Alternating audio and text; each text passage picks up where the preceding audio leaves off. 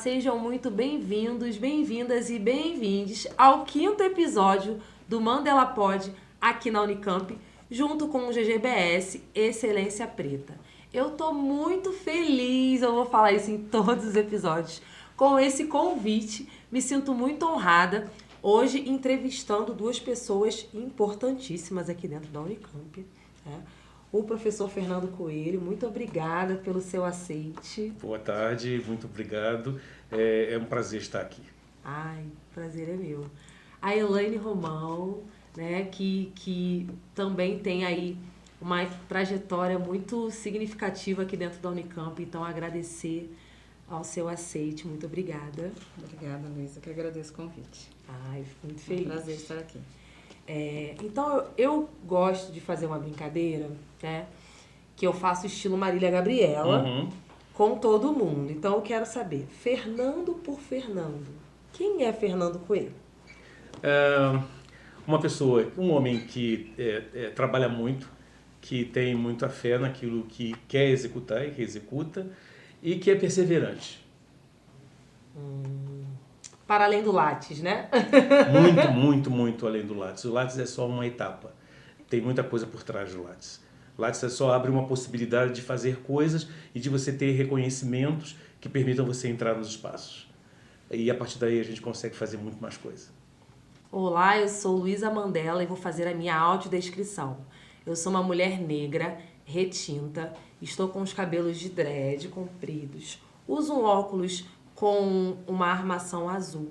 Estou com um blazer colorido, amarelo, preto, verde, azul, com uma blusa preta por baixo, 2 brincos dourados com búzios na ponta, um lindo anel branco e estou com um fundo preto. E ao meu lado esquerdo está o professor Fernando Coelho, ao meu lado direito a Elaine Romão. Então, eu vou fazer a minha audiodescrição. Meu nome é Fernando Coelho, eu sou um homem preto, que hoje, nos dias de hoje, não tem mais cabelo na cabeça, eu sou calvo, os cabelos que restam são bem brancos, eu porto um óculos, hoje eu estou usando uma camisa social amarela clara, com suspensórios de cor bege, e eu estou atrás de um painel que é vermelho. Meu nome é Elaine, eu sou uma mulher preta, retinta. Estou vestida com uma camiseta preta, um colar coral. Tenho os cabelos crespos, numa cor de um castanho claro, voltado para o loiro. Estou com um batom rosa, um brilho, né, rosa. E estou com os brincos dourados pequenos. E meu fundo, estou com um fundo estampado. Estampado. Então, vamos lá.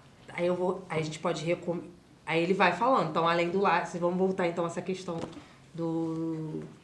para além do currículo Lattes que você estava falando, né? Que é necessário para alcançar outros espaços, espaços de poder, decisão. Né? E como que o senhor lida com, já indo para as perguntas, né?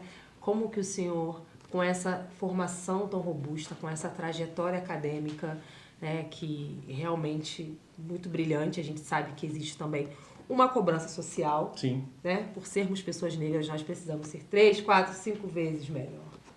Sim, para estarmos nos espaços.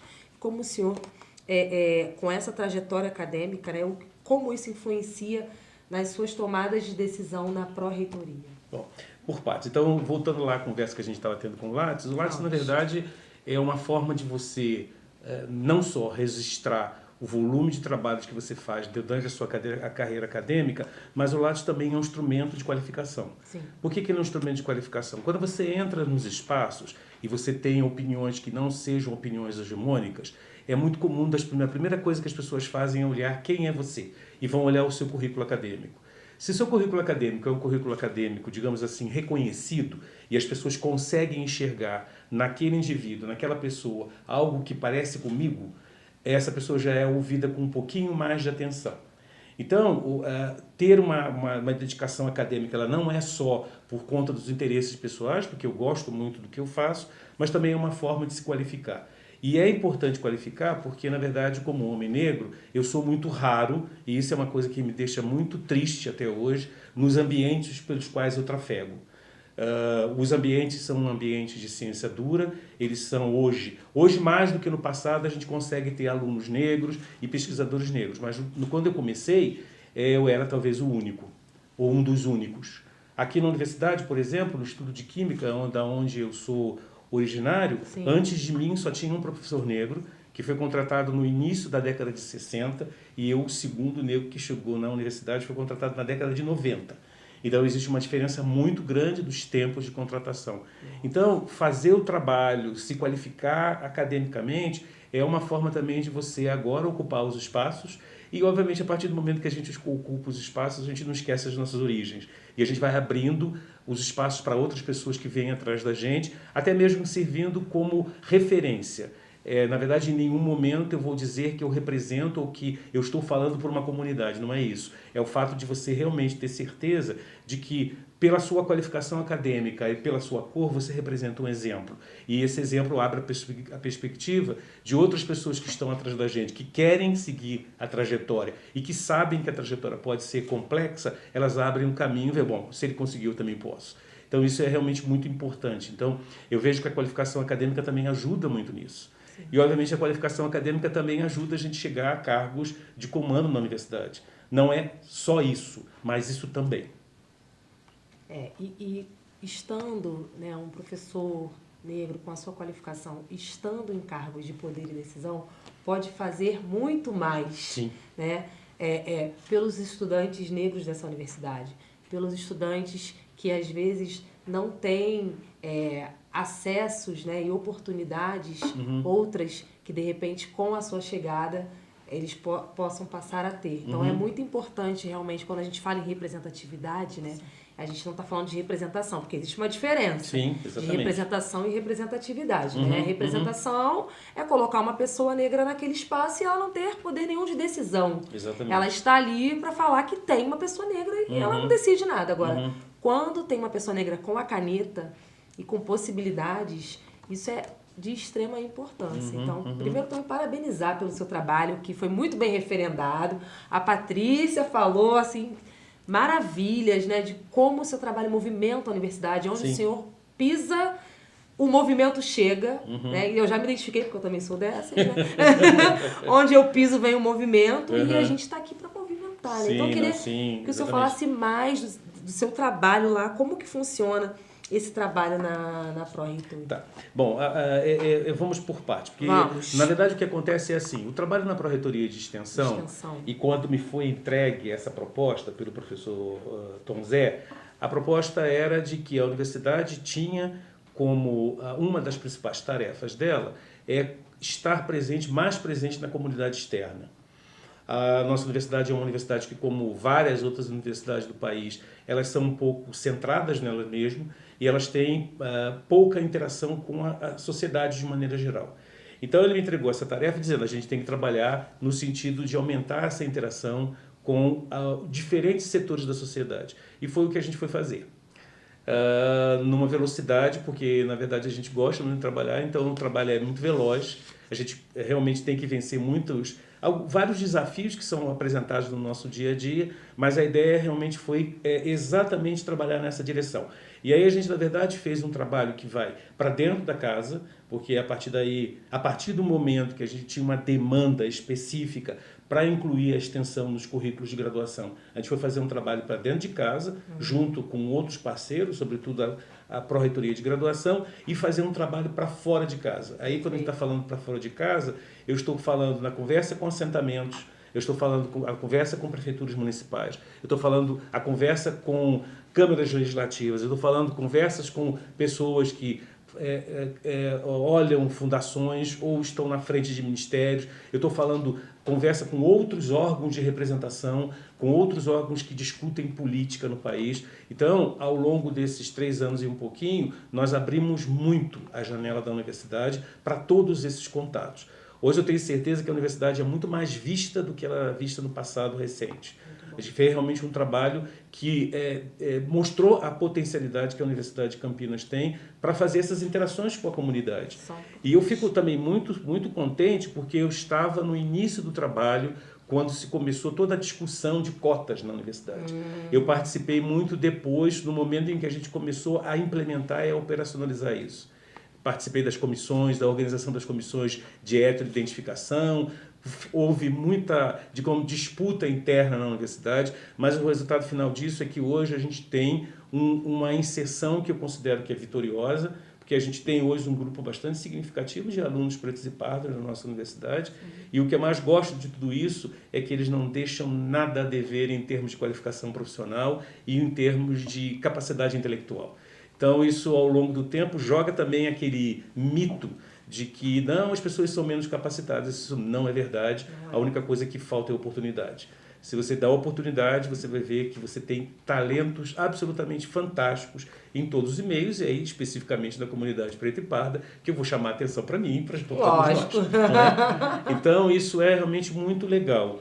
Então, todos esses movimentos, mais os movimentos que a gente tem feito na pró-reitoria, pensando na extensão e pensando na comunidade externa, hoje a gente está, na verdade, com resultados que são muito interessantes, porque a universidade vem sendo cada vez mais chamada para participar de eventos, para participar de comissões, para participar de muitas coisas. O que eu acho que é realmente importante? A gente, na verdade, retoma uma coisa que a Universidade de Campinas, no passado recente, teve muito, que é o protagonismo político, quer dizer, estar no centro das decisões ou estar em locais que permitam que a decisão pudesse ser trabalhada. Então, na verdade, dando contribuições. Isso aí existe, mas isso foi, ao longo do tempo, um pouquinho, digamos assim, diminuiu. E hoje a gente está retomando isso com muita força. Por exemplo, na próxima sexta-feira, ou seja, amanhã, a gente tem uma conversa que vai envolver 5 ministérios, um grupo bastante grande de pró-reitores do Brasil todo, discutindo o quê? A possibilidade das universidades públicas do Brasil, incluindo o Unicamp, participar mais ativamente na qualificação, por exemplo, de todas as atividades que acontecem no campo no Brasil. Então, é uma coisa assim que eu considero que é bastante significativa e mostra a potencialidade de uma universidade pública e o que uma universidade pública pode fazer para o seu conjunto. E uma coisa que eu acho que é extremamente importante deixar claro, em nenhum momento a gente perdeu qualidade, em nenhum momento a gente perdeu excelência. Pelo contrário, a gente fica melhor ainda a partir do momento que a gente faz essas interações. Então é mais ou menos isso aí que eu teria a conversar nesse primeiro momento. Gente, fala como se fosse pouco, né? Não, isso aí que eu teria a conversar, tipo assim. Nossa, maravilhoso trabalho, né? Agora indo para a Elaine. Elaine por Elaine, por favor. Quem é Elaine Romão? Elaine Romão é uma mulher preta, batalhadora, mãe, apaixonada pela maternidade e que não desiste. Eu não desisto. Vou atrás dos meus sonhos, dos objetivos. A gente tropeça, mas cai e levanta. Essa é a Elaine. Aí eu lembrei de Maya Angelou, né? Ainda assim eu me levanto. Ainda Esse poema da Maya Angelou. Sim, sim. Ainda assim eu me levanto, sim, né? Exatamente. E eu gosto quando você fala, não, eu não desisto. Né? Porque realmente tem horas que dá vontade de falar assim, chega, sim. Eu vou vender miçanga. Sim. Eu já tive essa vontade. Sim. Confesso, chega, não quero mais saber. É. Quero mais, eu vou vender miçanga na praia. Mas eu não sei fazer miçanga, pra começar. Primeiramente, eu não sei fazer miçanga. Péssima, não tenho coordenação motora. Mas assim, brincadeiras à parte, às vezes dá vontade de desistir mesmo, porque é difícil. Né? A gente não pode romantizar, falar que, ai, que lindo, ai, é tudo lindo. Não é. Não é. E ainda mais falando de vocês dois, que estão num espaço acadêmico, num espaço que foi dito para nós, que não foi feito para nós. Sim. Na verdade, a verdade é essa. Sim. Falam que a universidade ela não foi feita para pessoas pretas. E aí, quando o professor fala, não, as pessoas que entraram por cotas têm um desempenho excelente, isso já foi provado. Né? Então, não tem mais não teria mais o que provar. Sim. Porém, nós temos que diariamente provar algo, que somos competentes, que somos capazes. Abrir e falar primeiro do nosso currículo para depois a gente falar do que a gente veio fazer. Né? Exatamente isso. E falando com você, né, que passou aqui por diversos setores importantes dentro da Unicamp, né? Setores, já teve cargo, né? Então, setores de tomada de decisão, você é da área financeira, hoje já está na área patrimonial, não é isso? Eu queria ouvir isso de você, né? Você disse para mim que você trabalhou em vários setores aqui dentro da Unicamp e sempre foi a única negra desse espaço. Exato. Né? E como que é para você passar por esses espaços, né, de poder, de decisão e ser sempre a única negra nesses espaços? Luísa, é triste, né? Acho que essa é a palavra principal. É triste porque a gente não encontra, né, a parceria, você não encontra alguém que você vai olhar e vai falar, poxa, estamos juntos aqui. Não, você está sozinha e a gente tem que ser sozinha e vencer sozinha. Porque quando você não tem outros negros mesmo, que é o que a gente está colocando aqui, nós somos o foco, né? Onde quer que a gente esteja. Então, qualquer coisa que acontecer, nossa, será que não foi a fulana? Sempre tem essa conversa. Aconteceu algum problema, a primeira pessoa que vai ser apontada é aquela pessoa negra. Sumiu alguma coisa no departamento, qual é a primeira pessoa que eles vão pensar? É automático, né? Então, isso é muito triste quando a gente não tem mais negros. E eu venho com isso desde sempre, né? Eu estudei, tive o privilégio, vou colocar bem essa palavra, de estudar numa escola boa, aqui em Campinas, não sei se todo mundo conhece, tem a Fundação Bradesco, que é uma escola muito boa, né? Eu comecei no estado e eu tinha uma tia que trabalhava na Fundação Bradesco, porque lá só entram filhos de funcionários, né? Isso. E a minha tia, solteira, pegou e falou, não, vou colocar minha sobrinha aqui, e eu entrei. E lá eu entrei no básico, né, que hoje é o 4º ano, enfim, mudou tanto, né? Mas na época eu entrei na 4ª série.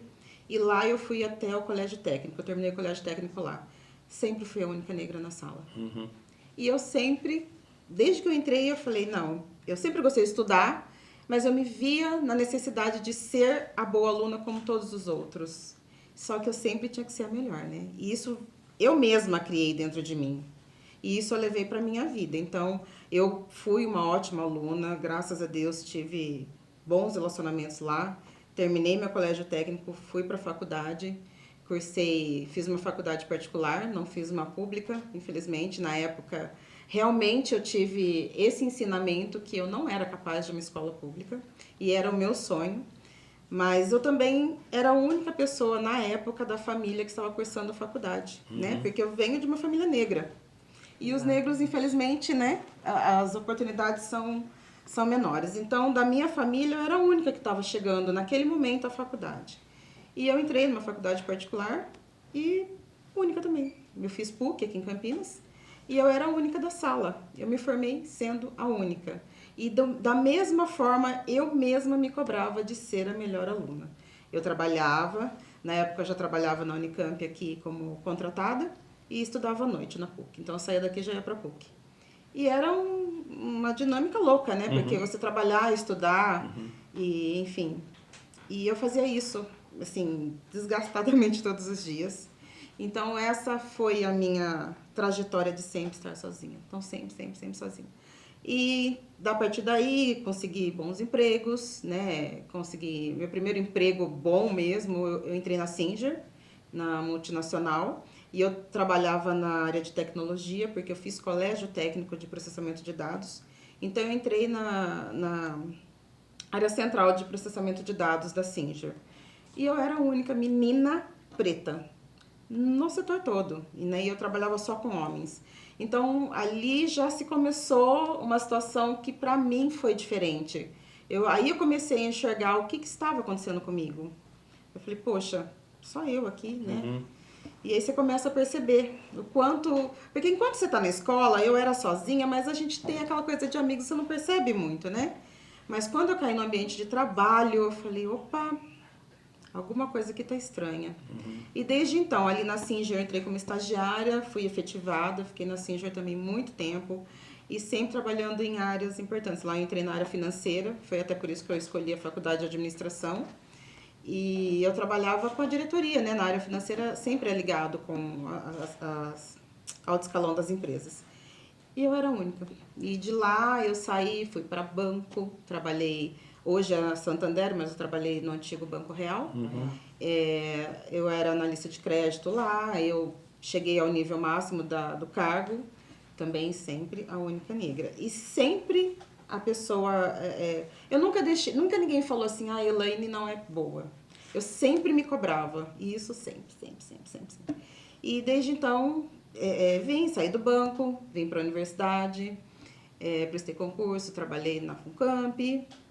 Na Funcamp, quando eu trabalhei na área de auditoria, também a única negra lá, trabalhava com auditoria de convênios, uma atividade bastante importante, né? E então, também só eu de negra. De lá, prestei o concurso, entrei na universidade, na Unicamp. Fui trabalhar na DGA, que é a Diretoria Geral de Administração, o órgão central da universidade, e fui trabalhar na área de liquidação de despesas. Então, eu trabalhava com pagamento e análise fiscal, pagamento de impostos da universidade. Também, eu era a única negra nisso. E desde então estou aí. Fui trabalhar na FOP em Piracicaba, também na área financeira, junto com a diretoria. Então, eu sempre estive em pontos ligados à gestão da universidade, né? Atualmente, eu estou no Instituto de Física, também na área financeira, financeiro e patrimônio, que também é ligado com gestão, com a área de gestão, né? Trabalhei um período como gestora da área de compras mesmo, do financeiro, mas atualmente estou aí desbravando uma nova oportunidade na área de patrimônio, que é um desafio para a faculdade, também área patrimonial, né?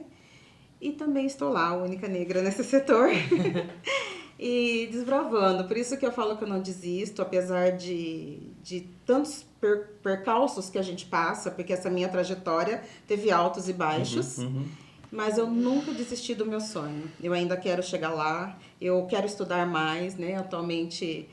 não estou estudando, meu filho é pequeno ainda, sou mãe solo, tenho esse desafio também. Sim. Sou uma mulher preta, mãe sozinha, né? Então eu cuido, só eu e meu filho. E então a gente tenta, de todas as formas, agregar mais coisas na minha vida. Eu nunca desisto. Atualmente eu estudo, voltei a estudar línguas, que eu consegui um pouquinho de tempo. Ah, que bacana. E é isso, não quero desistir. Eu ainda tenho muita coisa para conseguir, porque tenho muito sonho dentro de mim. E uma das coisas é isso, é não parar, né? Não parar, não desistir de nada. Sem dúvida nenhuma. Mas você vai falando, né, dessa questão da eu me cobro. Não é sua essa autocobrança. Não vem de você. Ela vem do racismo. Do racismo, sim. Porque nós fomos criados para sermos 3 vezes melhor. Isso foi inculcado, né, na gente. Você precisa estudar mais. Mais do que quem? Você precisa ser melhor do que quem? Eu tinha que ser tão boa quanto todo mundo ali, né? E até melhor, essa é a verdade. Sim, melhor. Porque eu sempre quis ser melhor. Eu sempre estive ali na média acima.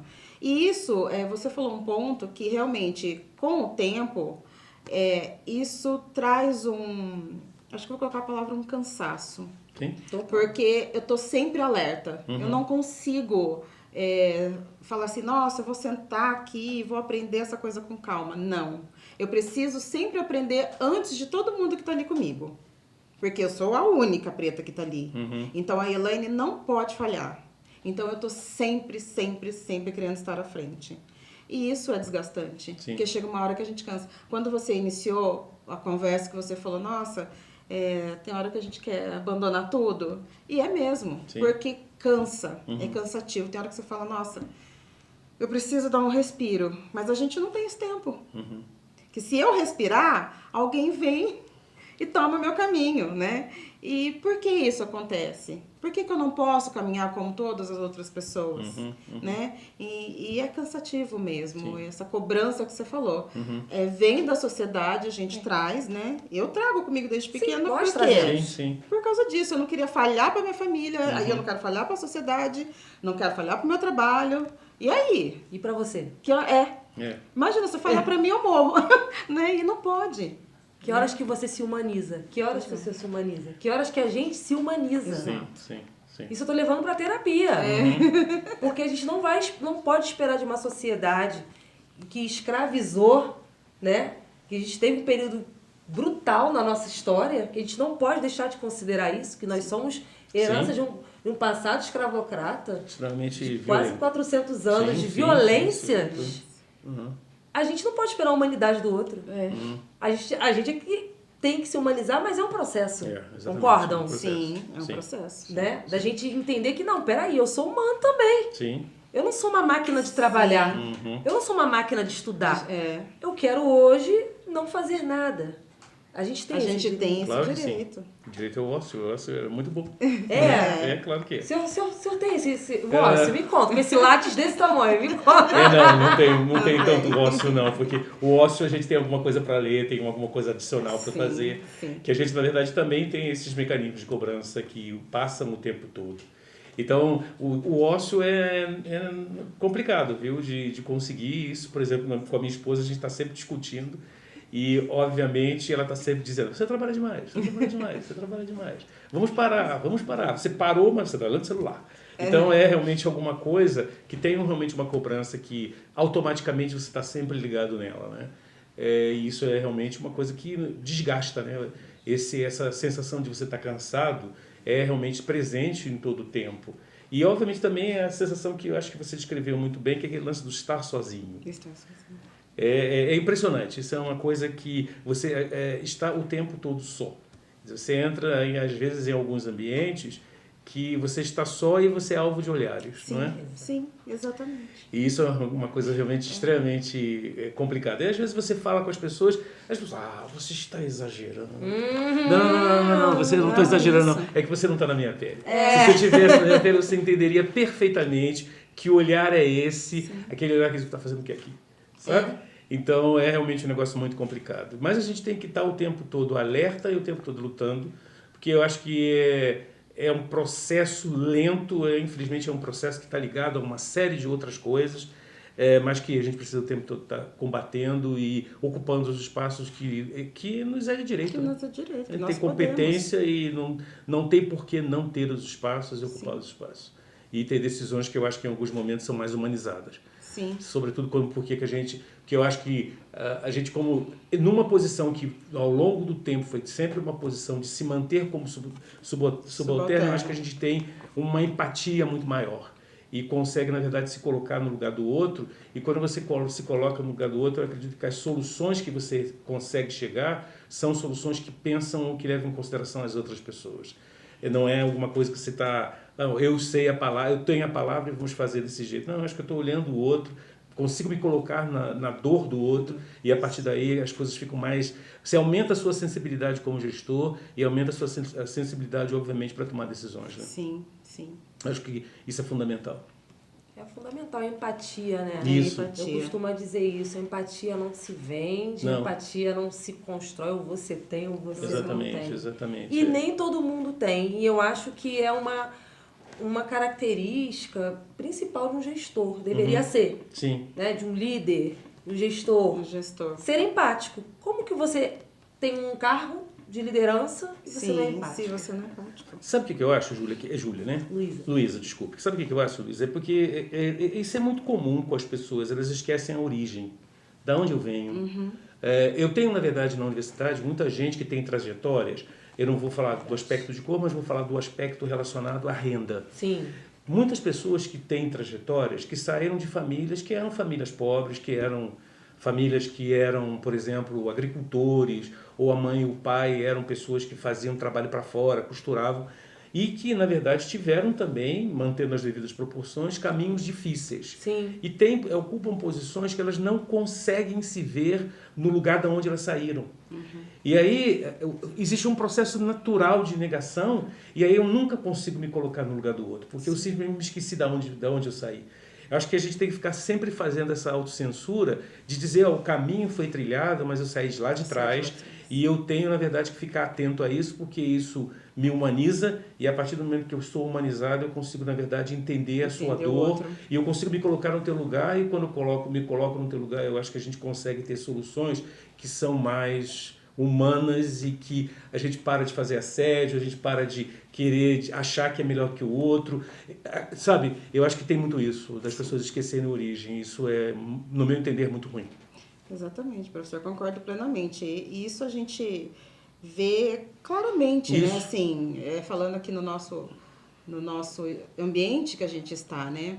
É muito nítido isso, né? Eu penso muito, hoje até por conta do meu filho, né? Eu tenho um homem preto que eu tenho que criar, né? Então eu fico pensando, como que eu vou criar esse menino para o mundo? Exato. Como que eu vou mostrar para ele que ele é um homem preto, né? E não é um homem, porque a gente fala de um homem, tá, é um homem, qualquer homem. Não, ele é um homem preto, né? Então eu fico pensando, como trazer isso, como colocar, e como o senhor falou, como não deixar ele esquecer da onde ele veio e que ele pode ir para onde ele quiser. Exatamente. Porque as barreiras existem, né? Sim. Essa questão da solitude que eu vivi na escola, gente, tem tanto tempo que eu passei por isso, né? O meu filho praticamente vive a mesma coisa. Exatamente. Sim, ele não está numa escola melhor, ele está numa escola pública, que é aqui dentro da universidade, mas vamos dizer que é uma escola pública diferenciada. Sim. E que ele... São poucas crianças negras que tem ali, por quê? Porque nós temos poucos funcionários negros que deixam os filhos ali. Né? Não são todos os funcionários negros que deixam. Então, assim, o meu filho já vem com isso, já. Eu levo ele nas festinhas de escola, ele é a única criança negra. E é o que o senhor falou, a gente frequenta qualquer espaço, né? Hoje, a gente tem uma condição de estar em lugares ao qual, na época, meu pai e minha mãe não estavam. Então, eu levo meu filho para brincar num parque diferente em São Paulo. Na maioria das vezes, só temos eu e ele de negros. Raramente tem mais crianças negras naquele espaço. Então, isso é triste, né? É ruim. E passa o tempo, porque pensa, eu tô com 49 anos hoje, e meu filho com 8, quanto tempo já se passou? Eu já vivia isso e continua. Então, o processo está muito lento. E essa questão das pessoas não se colocarem, não ter a simpatia, existe, porque as pessoas ainda são maldosas quando vão olhar. Meu filho já sofreu preconceito de chegar num buffet e não deixarem ele brincar. Ele é o único que não deixou brincar. E eu fui perguntar para a moça porque ele não tem altura. Mas todas as crianças da sala dele têm a mesma altura. Eu falei, mas por que todos os outros amiguinhos têm a mesma altura? Por que ele não pode? Eles não souberam me dizer. Então, é nessas minúcias, né, que a gente percebe. E aí a gente fala, por que essa pessoa não se coloca, que nem o senhor falou? Não se colocou no meu lugar para pensar, poxa, né, é uma criança. Não se coloca. Não vai olhar para esse lado. Exatamente. Né? E infelizmente é essa a realidade que a gente vive. E ainda mais quando vai se tratar da pele preta. Né? Aí empatia zero, praticamente. Sim. Até porque nós fomos desumanizados nesse processo. Histórico, continuamos a ser desumanizados. E o que a gente quer é, primeiro, essa questão de somos também pessoas que podemos errar, somos pessoas também que merecemos outra chance, né? Ou como deveríamos ser, como qualquer ser humano, né? Não é papo de consciência humana, não é isso, mas é da gente se humanizar. E é muito triste a gente saber que crianças, né, que o seu filho, que a minha filha, ainda, porque eu tenho que ressaltar o ainda, porque, né, ainda sofrem racismo. E a gente ainda tem que parar e explicar para os nossos filhos que o que eles estão vivendo é por conta da cor da pele. Que eles não podem simplesmente ser crianças, como todas as outras. Brincar, né, se divertir, ter amigos, né, até porque isso influencia até em ter amigos. Né? Essa solidão, ela começa na infância, né? Tem crianças que são isoladas, porque elas são negras. Então, o racismo, ele é muito presente. Na escola, que geralmente, já saiu a pesquisa do Instituto Peregun, né, que 64% das pessoas reconheceram que o racismo começa na escola. Né? E o que a gente faz com isso, né? Que escola também é essa que continua a ser esse espaço, né, que a criança tem o seu primeiro contato com o racismo. Então a gente ainda tem muito que avançar. Eu reconheço avanços, ter um pró-reitor de extensão negro, ter uma mulher negra em espaços de poder, os dois dentro da Unicamp, que é uma universidade renomada. É um avanço? Mas a gente precisa mais. Sim, sem dúvida. Porque ser o único, a gente também tá cansado. Porque é um fardo também ser o único, né? Sim. A gente quer mais gente, não é? Mais gente. Sim. Mais gente, você falou tudo. Isso, na verdade, concordo plenamente com você que é um fardo e realmente, às vezes é um negócio que você fica falando, puxa, novamente eu estou sozinho. E novamente eu estou sozinho. É um negócio realmente meio complicado. E, sobretudo, num país... na verdade, o Brasil é um país muito... Né, num país que consegue fazer um movimento de transformar 54% da população em minoria. Quer dizer, nós não somos minoria, me desculpe, nós não somos, mas esse processo todo é tratado como se você tivesse como minoria, mas não é. Então, é realmente um negócio, é um processo muito duro e é um processo que a gente acha que a gente está avançando, mas aí vem o retrocesso. E aí a gente volta muitos passos para trás. Perfeito. E aí você tem que continuar trabalhando novamente. Aí, quando você acha que está caminhando para uma boa solução, vem o retrocesso. As pessoas precisam e vivem o tempo todo buscando retrocesso, porque existe uma dificuldade muito grande de dividir os espaços. Sobretudo, dividir o espaço num país como o nosso, que infelizmente desde sua história sempre estabeleceu cidadãos de primeira e segunda categoria. Sim. Então, uma parte do cidadão que é a minoria é de primeira categoria, os outros cidadãos que foram escravizados, enfim, são cidadãos considerados de segunda categoria e o tempo todo é impossível, difícil, as pessoas ficam lutando contra incluir todos os cidadãos num grande processo. Sim. E aí, na verdade, você tem falhas em pensar a cidadania no Brasil, tem uma série de problemas que advêm disso tudo, né? Sim. E é realmente tudo muito complicado, mas a gente tem que continuar lutando, batendo, quer dizer, batendo no bom sentido. Entendi, claro. Digamos, é melhor dizer lutando, porque é isso que a gente tem que avançar e abrir cada vez mais espaço para mais pessoas. O que eu acho que, na verdade, a gente está vendo hoje, a universidade tem uma densidade muito maior de alunos pretos e pardos. Sim. Ela, na verdade, hoje tem um número de alunos que está chegando, já ultrapassa 1.000 alunos, muito mais do que isso. Eu não tenho o número exato. Isso significa que, no médio prazo, a gente vai começar a ter quadros de alunos, de pessoas pretas e pardas muito qualificadas. Muito bom. E aí isso começa a realmente ocupar os espaços. O que eu temo com isso? Aumentar a tensão. Mas eu acho que isso faz parte do sistema também. Esse avanço passa obrigatoriamente por um aumento de tensão em algum momento. Sim. Né? Não existe omelete sem quebrar os ovos, não é mesmo? Sem dúvida nenhuma. Sem dúvida nenhuma. Leis vieram de lutas. Exatamente. Se a gente está aqui é porque muita luta foi travada. A gente está aqui sentado, então a gente não pode temer realmente tensões, porque tensões são necessárias. Exatamente. E assim, falando em tensões, né? Eu vou fazer uma pergunta, é uma provocação, mas é uma provocação boa, no sentido, mas vai ser para os dois, tá? E os dois vão responder a mesma pergunta que eu vou fazer.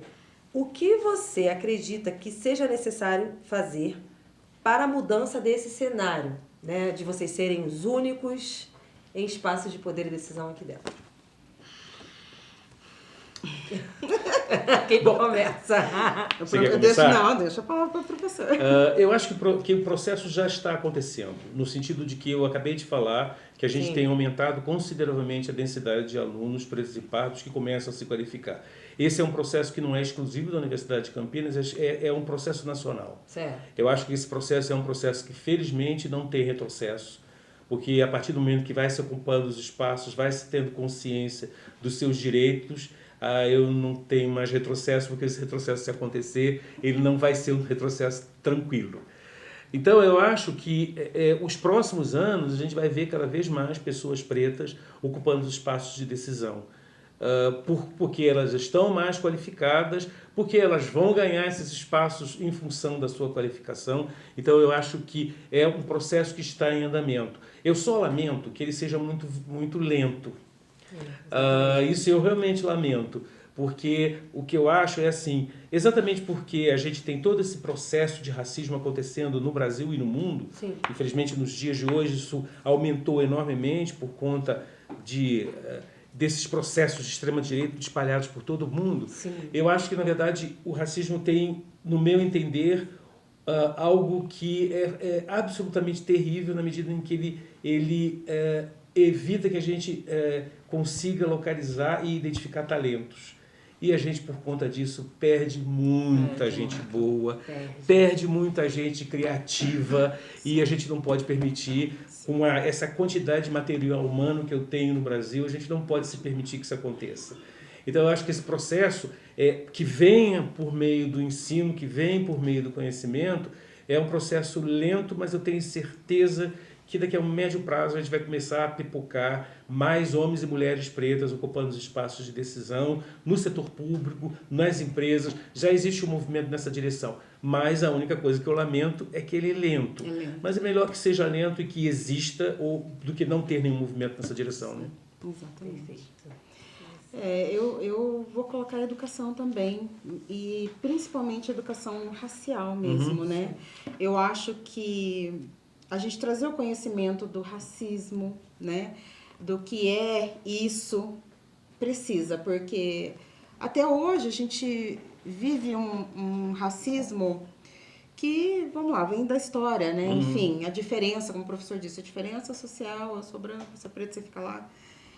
E talvez a branquitude não entenda, não conhece o que é que a gente vive, porque é isso, né, que a gente passa.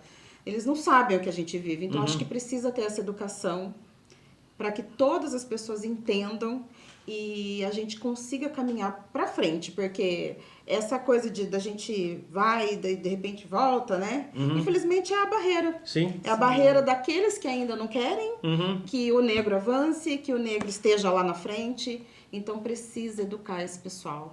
Esse pessoal precisa entender que nós podemos também, tanto quanto, temos capacidade tanto quanto, né? E podemos estar aonde a gente desejar. Então eu vejo que a educação precisa, né?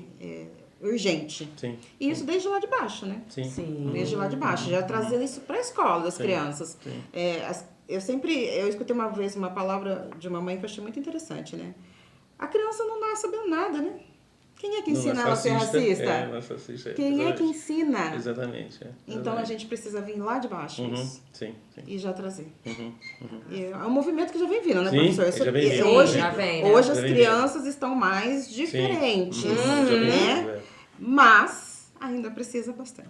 Precisa bastante esforço. Ainda precisa bastante. Aí já me lembrou da frase de Nelson Mandela. Eu estou inspirada agora à tarde. Né? Ninguém nasce odiando uma pessoa pela cor da sua pele. Se nós fomos ensinados a odiar, também podemos ser ensinados a amar. Exatamente. Nelson Mandela. Então, exatamente. Ninguém nasce racista. Ninguém nasce odiando a outra pessoa. As pessoas aprendem a ser. Exatamente. Mas eu provoco ainda mais, sendo a pessoa da formação que sou, a pessoa das relações étnico-raciais, provoco no sentido de eu acredito na educação, eu sou da educação. Só que eu acho que tem pessoas que nem a formação vai dar jeito. Isso eu não tenho nenhuma dúvida.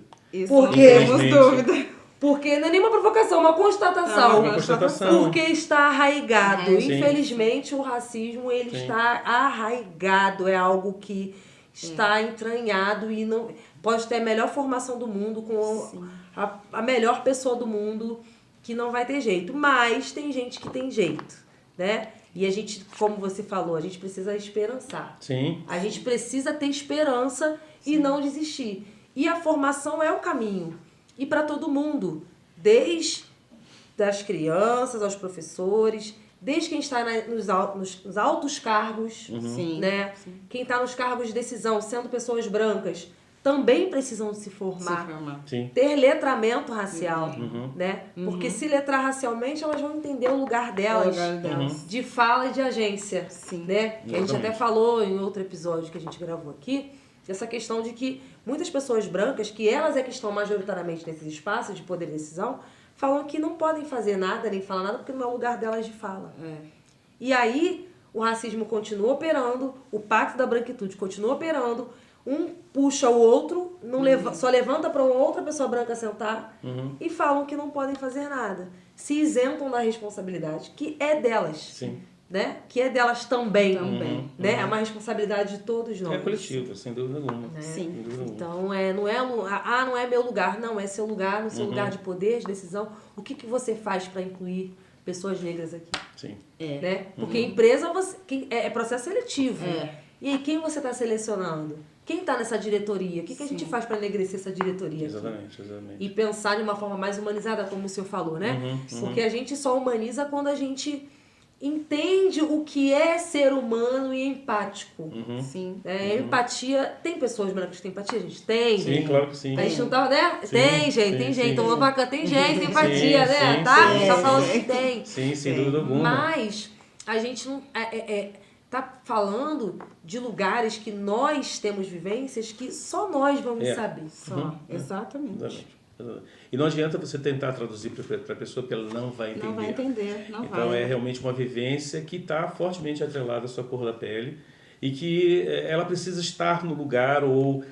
Não dá para entender, é meio complicado de entender. E às vezes as pessoas ficam, não, isso é mimimi, isso não é bem assim, você está exagerando, não é desse jeito, é assim, querido, é assim. É que você não está aqui. E se você estivesse aqui, você entenderia perfeitamente o que a gente está falando. Sim.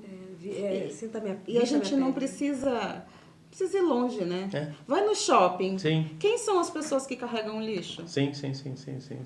Né? Sim. Quem são as pessoas que estão varrendo? A maioria não é? Sim. Tanto que a gente, dependendo do lugar onde você está, você é confundido com o funcionário. Exatamente. Eu já vivi muito isso. Estou num lugar como consumidora e... você trabalha aqui, né? Nós nunca podemos estar lá num outro papel. Então, quando que isso vai ser entendido? Sim. E por que a gente não estranha isso, né? Essa é uma pergunta que eu não sei te responder. Quer dizer, na verdade, a gente estranha isso, a gente faz os comentários, em alguns momentos os comentários são até meio sarcásticos e vai pro humor, mas não é coisa pra gente entender, né? E não pode normatizar, a gente tem que parar de normatizar isso. Exatamente, não é. Porque fica normal, né? Fica normal. Sim. É muito ruim. Eu, até puxando um assunto, quando eu fui morar em Piracicaba, Piracicaba é uma cidade muito gostosa, mas ela é muito regionalista, né? As pessoas são conhecidas pelo sobrenome, né? São conhecidas, as pessoas são lá valorizadas pelo bairro onde elas moram. E eu fui morar num bairro que eu nem sabia qual era a tradição do bairro, fui morar perto de onde eu trabalhava, e depois eu fiquei sabendo que é um bairro tradicional da cidade. E um dia, eu na porta da minha casa, veio uma mulher e falou assim, nossa, você que mora nessa casa? Eu falei, sim. Ela falou, nossa, eu achei que você trabalhava aqui. Eu falei, não, eu moro. Ela falou, desculpa eu perguntar, mas quanto a senhora pagou nessa casa? Não, mentira. Ela não perguntou isso, não. Perguntou. Você respondeu o quê? Eu respondi assim, mas por que deseja saber?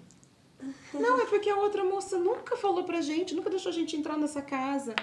Eu falei, porque aqui é a minha casa, deixa eu entrar. E já desconversei, enfim, não dei a resposta pra ela. E entrei pra dentro da minha casa. Então, ou seja, o que uma mulher preta estava fazendo naquele bairro, naquela rua, naquela casa. Enfim, né? Não era nem uma casa chique, mas é uma casa boa, num bairro tradicional. Por que ela estava morando aqui? Então, assim, aí você olha aquilo. Eu entrei pra dentro da minha casa e fiquei pensando assim... Eu respirei pra não responder mal pra pessoa. Exato, porque nem esse direito a gente tem também. Porque se você responde mal, né, piora a situação, né? Sim. Então, é essas vivências, né, que eu falo assim, as pessoas precisam aprender esse letramento e entender que nós, negros, podemos estar aonde a gente deseja. Sim. Não é anormal eu morar numa casa boa. Não é anormal você aparecer com um carro bonito, né? Não é normal o senhor ser um professor na universidade. Não é? Não, exatamente. Isso tem que ser normal. A gente tem que parar de normatizar. Que o negro não pode estar em lugares bons, né? Que o negro não pode estar num bom restaurante. Temos que começar a não normatizar. E eu sou dessas briguentas. Já aconteceu de eu entrar num restaurante, ser olhada... E, tipo assim, olhei de volta, tipo, Tá olhando o quê? Tá olhando o quê? Exatamente. Tá me achando bonita? Né? É minha beleza que tá te impressionando? Eu passei por isso aqui, tá? Minha beleza, deve ter sido minha beleza. No café da manhã, uma senhora branca ficou olhando pra mim fixamente. Só que eu acredito. Ficou me olhando. Falei, gente, será que ela tá... Não sei, né? De repente... Não sei, quer saber dos meus dreads, deve ser, né? Mas às vezes dá vontade de fazer. Sim.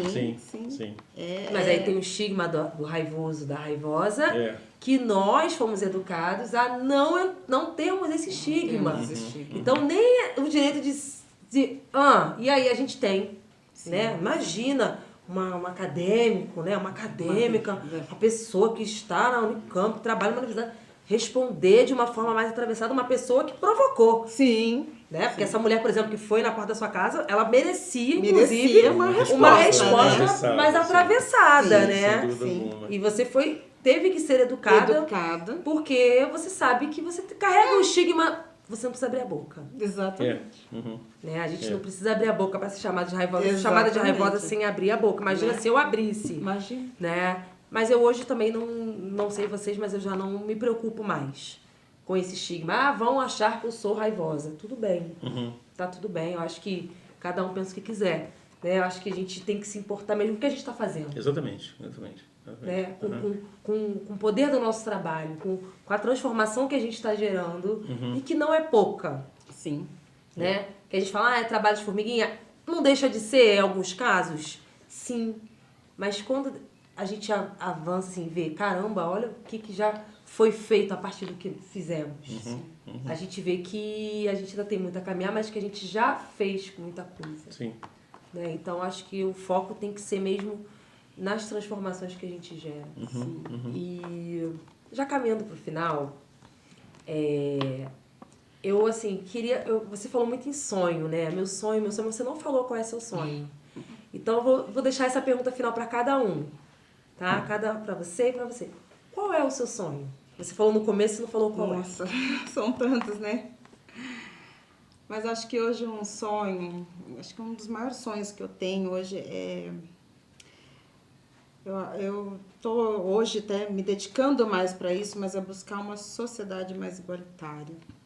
Porque hoje, assim, o que me traz mais desejo, eu já tinha, e hoje muito mais, é quando eu olho meu filho, né? Não vou colocar todas as crianças, mas o meu filho que está mais próximo. Eu fico pensando, gente, né, eu tenho que preparar esse menino para o mundo, para essa sociedade que está aí. E como mudar isso, né? A gente já vem de uma luta há muito tempo, mas como o próprio professor disse, né, é muito lenta. E eu quero que isso aconteça logo. Assim, um sonho é uma igualdade, que as pessoas se olhem sem fazer diferença umas das outras, né? Que eu possa entrar e sair de qualquer lugar sem ter medo do que os outros estão pensando da minha presença ali. Porque, infelizmente, eu ainda sinto, apesar de eu também ser assim, eu entro, vou e acabou, mas eu fico pensando sobre isso, né? Eu tô entrando aqui, alguém vai olhar pra mim, vai pensar isso, dependendo do movimento que eu fizer, vão pensar tal coisa. Então, eu acho que um dos maiores sonhos que eu tenho hoje é transformar isso, é transformar essa sociedade. Eu queria poder mudar a cabecinha de muitas pessoas. Né? Então, acho que um dos maiores sonhos é isso, é trazer essa igualdade, essa humanidade aí para as pessoas. Acho que isso é o que eu tenho trazido de luta para mim, mais forte dentro de mim, cada dia mais. Ai, que lindo. Acho que é isso. E o seu? Acho que vai na mesma direção. Eu acho que a gente, na verdade, tem...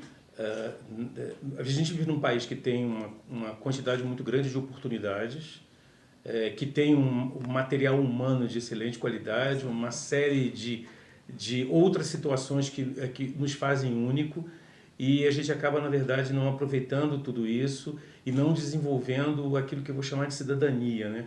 Que passa obrigatoriamente por isso. Quer dizer, todos são cidadãos, todos têm direito e todos devem, na verdade, exercer o seu direito e poder, na verdade, estar em todos os espaços sem absolutamente nenhum medo. Então, acho que é mais ou menos exatamente o seu sonho. Eu acho que a gente ganha muito com isso. Eu fico assim, eu sempre penso muito, porque às vezes as pessoas, por exemplo, começam e fazem incursões fora do Brasil, então vão para a Europa. Eu vou citar o exemplo europeu, porque o exemplo europeu é um pouquinho mais cidadão do que o americano. O americano está construído em cima de um modelo que a diferença tem que ser o básico da sociedade. Os europeus são um pouquinho mais... digamos assim, por tradição, um pouquinho mais de pensar na cidadania coletiva. E aí as pessoas vão e ficam, puxa, que coisa boa, a gente chega lá, faz isso, tem transporte público para todo mundo, ninguém pinta nada. Isso é cidadania. E essa ideia de cidadania a gente não consegue desenvolver no Brasil exatamente porque a gente tem essa ideia de que tem uma classe de cidadão 1 e uma classe de cidadão 2. Então, a gente tem realmente que trabalhar muito duro, porque isso, obviamente, está por trás de todo o racismo, está por trás de toda a origem da sociedade, toda a violência que foi feita com os escravizados, né? Porque acabou a escravidão e toda a população negra foi lançada à sua sorte. Isso. E não só lançada à sua sorte, como também sem direito de ter terra, sem direito a ter propriedade, sem direito a nada. Quer dizer, lançada, né, no espaço. Então, isso, na verdade, ao longo do tempo, cristalizou essas diferenças que eu acho que a gente tem realmente de trabalhar duro para, ao longo do tempo, ter um país que seja mais, como você falou, igualitário, que seja mais cidadão, que todo mundo, na verdade, possa ser tratado como brasileiro, ponto final. Não importa de onde você veio, qual é a sua cor.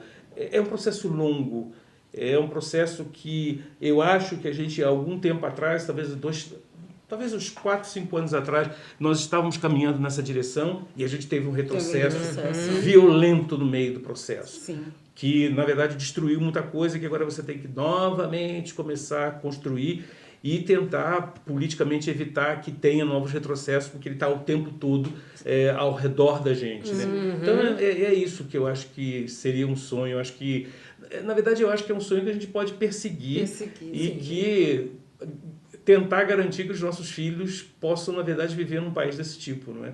Acho que também tem uma responsabilidade nossa, a gente não pode fazer tudo sozinho, mas a gente pode, se juntando, chegar realmente a essa situação em que a gente tenha alguma coisa que seja mais justa para todos nós, né? E todas as pessoas possam ocupar os espaços pela sua competência. Isso, sinceramente, não tem cor. Definitivamente não tem. Exatamente. Eu compartilho do mesmo sonho. Obrigada, gente. Eu gostaria de agradecer a participação de vocês, a disponibilidade. Foi muito bom. Acabou rápido. E tem presente. Não deu pra falar tudo. Não deu pra falar tudo? Tem tanta coisa pra falar. Vou fazer a segunda temporada. Se a Unicamp me chamar, sabe? Na próxima temporada. Então, a gente tem uma lembrança da Abalu Acessórios aqui. Pela participação. Muito obrigado. Muito obrigada. Posso olhar, né? Claro, por favor. Cheiroso. É da Ianê, da marca da Ianê. Da Abalu Acessórios. Que coisa bonita. Que coisa bonita. A Ianê é um praticamente uma vizinha. Eu moro perto eu muito provavelmente vou ser roubado. Sério? Sério, porque se eu mostrar isso aqui pra minha esposa, eu vou ficar sem. Então mostra. Esconde dela. Cheiroso. Muito obrigado. Obrigada. Eu que agradeço a participação de vocês. E assim finalizo o 5º episódio do Mandela Pod, Antirracismo na Unicamp. Muito obrigada a vocês pela participação. Tchau pra câmera, essa aqui, gente. Tchau, gente. Tchau.